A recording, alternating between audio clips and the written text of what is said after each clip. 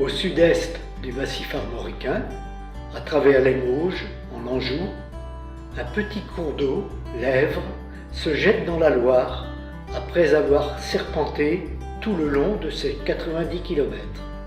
Longeant des versants aménagés, elle atteint le secteur inondable de Raguet et son ancienne friche artisanale avec la turbine électrique installée au début du XXe siècle. Face à l'éperon rocheux, l'Èvre bifurque brusquement vers le sud, puis se faufile sous un premier pont en plein cintre, le pont Tonnerie. La rivière s'incline ensuite sous les deux arches en anse de panier d'un second pont du XIXe siècle, le pont Martin, baignant sur sa gauche la grotte de Lourdes de 1949.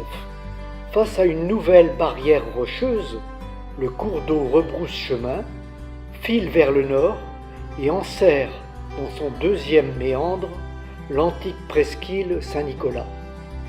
L'Èvre, retrouvant la direction de la Loire, longe les flancs ouest de la petite cité d'où surgit le clocher de l'église Notre-Dame datant de 1861.